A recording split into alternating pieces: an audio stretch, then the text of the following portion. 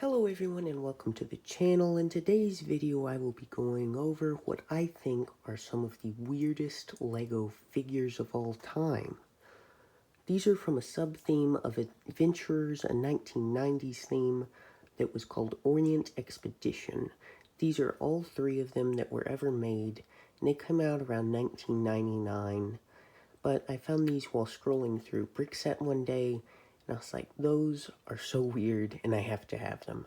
So I went on eBay, and I picked them all up. I got them all in a lot for around $15 or $20. I don't quite remember, but I just thought I'd share these. So let's get on into the video.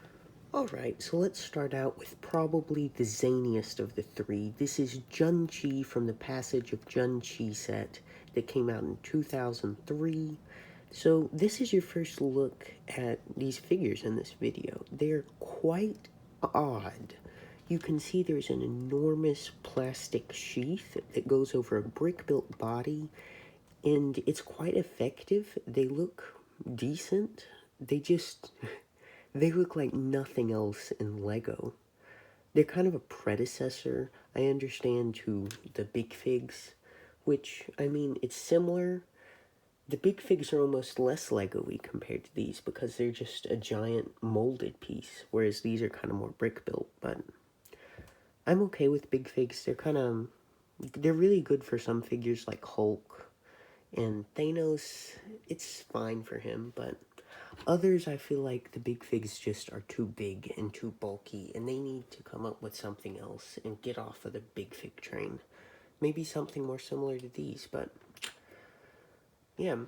Also, these are kind of similar to a Fableland figure. Here's one. I believe this one's called Roxy Foxy, but these figures, I feel like I don't really care much about these because Fableland wasn't really ever Lego.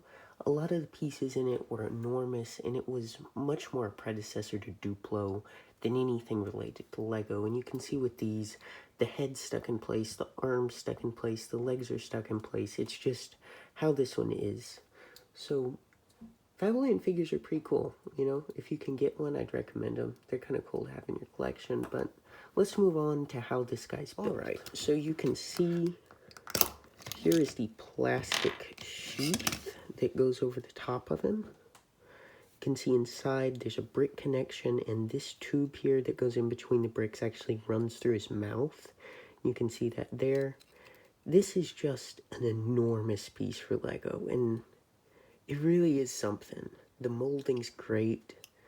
It's a really cool piece, and I appreciate it for what it is. It's just really weird, you know? So here's how the arms work over here. The arms are just a Technic pin on the end of the arm and a clip on the end. It's effective. It works well. So that's about all there is to say about the arms. And the legs, there's also just a 2x2 plate for spacing. But the legs are something now. These are really interesting. You can see the sculpting is very basic, but it gets the job done. Hollow on the back. So that's how those work. You can see here it goes together like legs, plate, arm,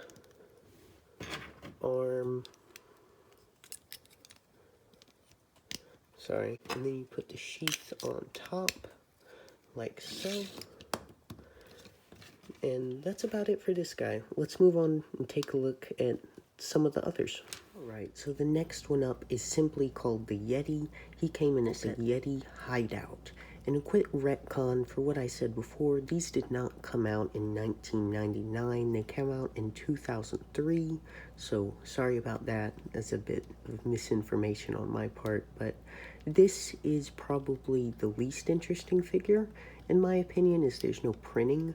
But he's also my favorite one because he seems the most useful out of all these. He's just a kind of cool Yeti dude. Not a big fig, just kind of in the middle, you know. I really like this one. So let's move on to the next one. Alright, the next one up is named Taigura. This is a really good figure, I think. It's in that weird style, but at the same time, I absolutely love this guy. The printing is good. I wish he had some eyes in there, but I guess they weren't able to do that. This one is in a very odd color. I'm not sure what it's called. I can't recall seeing any Lego parts in this color. It's an orange, but it's a very dark orange. I'd assume it's probably called dark orange, kind of a brownish orange. And it works really well for a tiger. You can see the printing on his back looks really good, and on the inside, he's just the same as the others. Just the standard for these guys, I guess.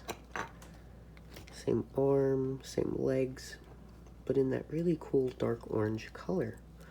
Well, let's move on to the outro. Anyway, that's the end of the video. Thank you guys for watching. I hope you found this informative and interesting. If you would please consider liking, commenting, subscribing, I'd really appreciate it. I'm trying to get to my goal of 10 subscribers in the next month, and if you want to help me out with that, I'd appreciate it. Also, leave a comment. I love hearing from you guys. I absolutely love comments. They're my favorite thing that comes out of this whole YouTube experience.